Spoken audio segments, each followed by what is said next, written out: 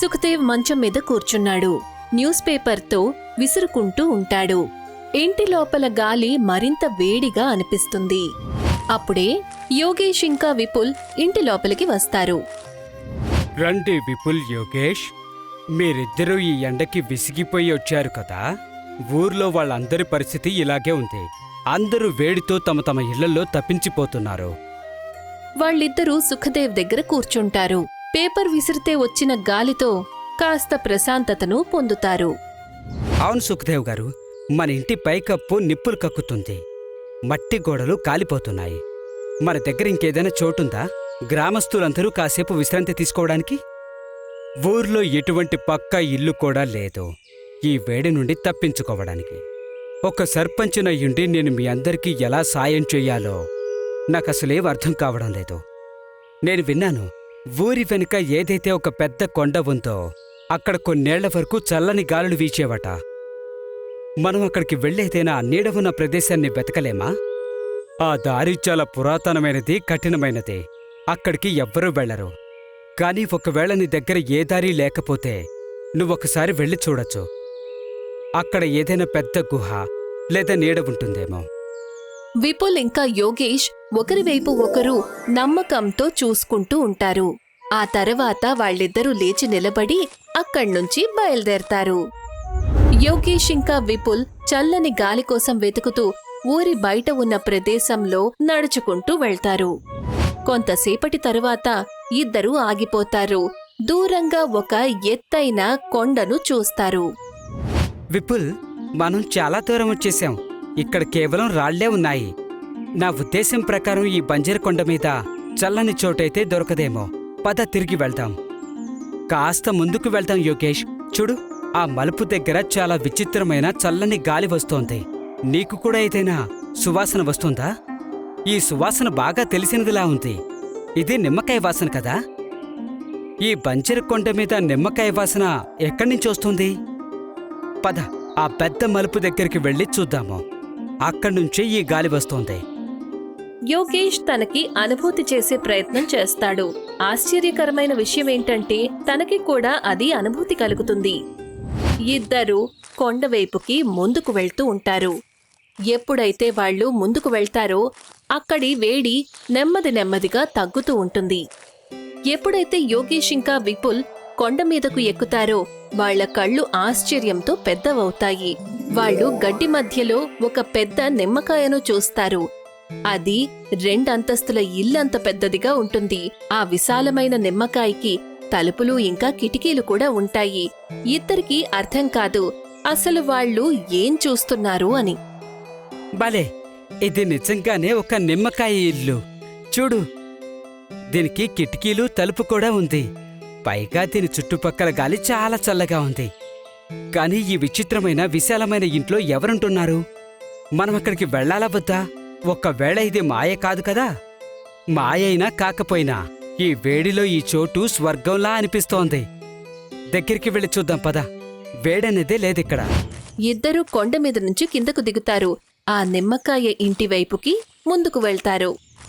ఇద్దరూ ఇంటి తలుపు దగ్గరికి చేరుకొని అక్కడ నిలబడి ఆశ్చర్యంతో అన్ని వైపులా చూస్తుంటారు. చుట్టుపక్కల గాలి మరింత చల్లగా అనిపిస్తుంది. ఇక అన్ని వైపులా నిమ్మకాయ పుల్లని సువాసన విస్తరించి ఉంటుంది. అప్పుడే విపుల్ ముందుకు వెళ్లి తలుపుని కొడతాడు. ఎవరైనా ఉన్నారా లోపల? మేము పక్క ఊరి నుంచి వచ్చాము. మాకు చాలా దాహంగా ఉంది. బయట చాలా ఎండగా ఉంది. కొన్ని క్షణాల తరువాత ఒక పెద్ద ఆవిడ వచ్చి తలుపు తెరుస్తుంది. ఆవిడ మొహంలో చక్కటి చిరునవ్వుంటుంది. ఆవిడ ఏమీ అడగకుండా ఇద్దర్నీ లోపలికి రమ్మని పిలుస్తుంది. రండి బాబూ, బయట ఎండ చాలా ఎక్కువగా ఉంది. నాకు తెలుసు ఈ వాతావరణంలో ఎవరో ఒకరు ఇటువైపు తప్పకుండా వస్తారని. పిన్నిగారు, మీరు ఇంత పెద్ద నిమ్మకాయ లోపల ఉంటున్నారా? ఇదెలా సాధ్యం? అంతా సాధ్యమే బాబూ. ముందు లోపలికి రండి, ప్రశాంతంగా కూర్చోండి, తర్వాత మాట్లాడదాం. ఎప్పుడైతే విపుల్ ఇంకా యోగేష్ లోపలికి వెళ్తారో వాళ్ళు చూసేసరికి ఇల్లు చాలా సాధారణంగా కానీ విచిత్రంగా కనిపిస్తుంది. గోడల రంగు పసుపుగా ఉంటుంది. అలాగే ఇంట్లో చెక్కతో చేసిన కొన్ని సామాన్లు కూడా ఉంటాయి. మీరిద్దరూ ఇక్కడ కూర్చోండి, నేను మీకోసం తాగడానికి ఏదైనా తీసుకొస్తాను. ధన్యవాదాలు పిన్ని గారు. ఇక్కడ లోపలికి రాగానే నా అలసటంతా మాయమైపోయింది. ఈ చోటింత చల్లగా ఎలా ఉంది? పిన్ని వాళ్ళిద్దరి కోసం 2 గ్లాసుల నిమ్మకాయ నీళ్లు తీసుకొస్తుంది. ఇది ఈ నిమ్మకాయ ఇంటి మాయ బాబూ. బయట ఎంత వేడిగా ఉన్నా దీని లోపల ఎప్పుడూ చల్లగానే ఉంటుంది. ఇది తాగండి, మీకు ప్రశాంతంగా ఉంటుంది. ఇద్దరు గ్లాసులు తీసుకుంటారు. వెంటనే నిమ్మకాయ నీళ్లను తాగేస్తారు. నిమ్మకాయ నీళ్లు తాగగానే వాళ్ల మొహాలు మెరిసిపోతాయి. భలే పిన్ని, ఇది అమృతంలా ఉంది.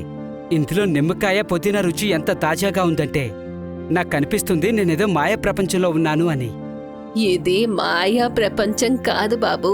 ఇది కేవలం ప్రకృతి ఇచ్చిన ఒక విచిత్రమైన బహుమానం. అది నాకు లభించింది. పిన్ని, ఒకవేళ మీరు తప్పగా అనుకోకపోతే మీరు నాకు చెప్పగలరా ఈ విశాలమైన నిమ్మకాయ ఇక్కడికి ఎలా వచ్చిందో? మీరిక్కడ ఒంటరిగా ఎప్పటినుంచి ఉంటున్నారు? ఎన్నో సంవత్సరాల క్రితం నేను ఈ కొండ మీద ఒక చిన్న మట్టి ఇంట్లో ఉండేదాన్ని. ఒకరోజు ఒక ముసలి బాటసారి ఇటువైపు నుంచి వెళ్తూ ఉన్నాడు. అతను ఆకలి దప్పికలతో స్పృహ కోల్పోబోయాడు. నేనతనికి సేవ చేశాను. అతనికి నీళ్లు తాగించాను. ఉండటానికి చోటిచ్చాను. తర్వాత ఏమైంది పిన్ని? అతను మీకు ఇల్లు ఇచ్చాడా?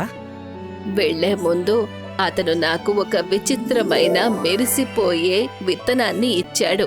అతనన్నాడు, దానిని కొండ మీద మట్టిలో నాటాలి, రోజూ కొంచెం నీళ్లు పొయ్యాలి. నేను అదే చేశాను. కొన్ని నెలల్లోనే నేల మీద నుంచి ఒక చిన్న మొక్క వచ్చింది. అది నెమ్మదిగా ఒక విశాలమైన నిమ్మకాయగా మారింది. ఇది చాలా విచిత్రమైన కథ. కానీ ఇది ఎందుకు పాడవదు? మామూలుగా అయితే నిమ్మకాయ కొన్ని రోజుల్లో కుళ్ళిపోతోంది కదా. ఇది మామూలు నిమ్మకాయ కాదు. దీని వేర్లు భూమిలో చాలా లోతుగా ఉంటాయి. అక్కడి నుండి దీనికి ఎప్పుడూ తాజా నీళ్లు లభిస్తూ ఉంటాయి. ఇది గత 10 ఏళ్ల నుంచి ఇలాగే ఉంది. ఇది ఎప్పటికీ కుళ్ళదు. దీని చల్లదనము తగ్గదు. ఇది నా ఇల్లు, నా ప్రపంచం ఇది. యోగేష్ విపుల్ వైపుకి చూస్తాడు. ఇద్దరికీ వాళ్ల వేడి ఊరు, అక్కడ కష్టపడుతున్న వాళ్లందరూ గుర్తుకొస్తారు. సాయంత్రం సమయం. సుఖ్దేవ్ మంచం మీద పడుకొనుంటాడు. సాయంత్రం వేడితో కాస్త విశ్రాంతి లభిస్తుంది. అప్పుడే విపుల్ ఇంకా యోగేష్ అక్కడికి వచ్చి అతన్ని లేపుతారు. మీరిద్దరూ తిరిగొచ్చేశారా?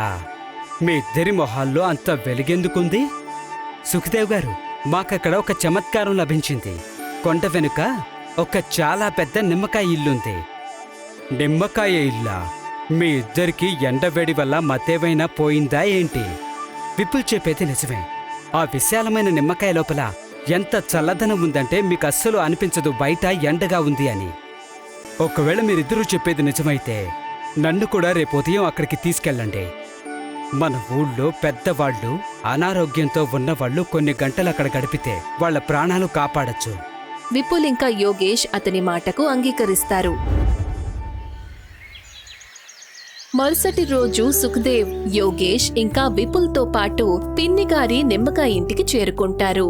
పిన్ని నవ్వుతూ వాళ్లకి స్వాగతం పలుకుతుంది. విపుల్, యోగేష్ నాకు మీ గురించి నిన్ననే చెప్పారు. మీకు మా ఇంట్లోకి స్వాగతం. తన కళ్ల ముందు అటువంటి విచిత్రమైన ఇంటిని చూసి సుఖ్దేవ్ ఆశ్చర్యపోతాడు. అతను ఇంట్లోని చల్లని గోడలను ముట్టుకుంటాడు. వెంటనే తన శరీరంలోని వేడి తగ్గిపోవడం అనుభూతి చెందుతాడు. ప్రణామాలు పిన్ని గారు, నన్ను క్షమించండి. ముందు నేను వీళ్ళ మాటల్ని అస్సలు నమ్మలేదు. కానీ ఈ చోటు నిజంగానే అద్భుతం. మా ఊరంతా ఇప్పుడు విపరీతమైన వేడిని అనుభవిస్తోంది. నాకు తెలుసు బాబూ. ప్రకృతి నాకు ఈ పెద్ద ఇల్లు ఒంటరిగా ఉండటానికి ఇవ్వలేదు. ఎప్పుడైనా ఊర్లో ఎండ ఎక్కువైనప్పుడు పిల్లలు, పెద్దవాళ్లు, అనారోగ్యంగా ఉన్నవాళ్లని ఇక్కడికి తీసుకురావచ్చు. ఇక్కడ బోలెడంత చోటుంది. అందరూ విశ్రాంతి తీసుకోవచ్చు. పిన్ని, మీరు నిజంగా చాలా మంచివారు. మేం మధ్యాహ్నం వేళ కొంతమందిని ఇక్కడికి తీసుకొస్తాము. వాళ్ళు ఎండ నుండి తప్పించుకోవచ్చు. ఈ ఇల్లు అందరిదే బాబూ. వేడి ఉన్నంత వరకు నా నిమ్మకాయ ఇల్లు మీ అందరి కోసం తెరిచే ఉంటుంది. రండి, ఇవాళ మళ్ళీ చల్లని రసం తాగండి. కాసేపిక్కడ విశ్రాంతి తీసుకోండి. పిన్ని ప్రేమ ఇంకా ఆప్యాయత చూసి అందరి మొహాలు సంతోషంతో నిండిపోతాయి. మరుసటి రోజు ఊర్లోని పెద్దవాళ్లు ఇంకా అనారోగ్యంతో ఉన్నవాళ్లు పిన్నిగారి నిమ్మకాయ ఇంటికి వస్తారు. పిన్ని అందరికీ ప్రేమతో వైద్యం చేస్తుంది. మూలికలతో తయారు చేసిన ప్రాకృతిక మందులను కూడా ఇస్తుంది. పిన్ని కారణంగా అందరూ కోలుకుంటారు.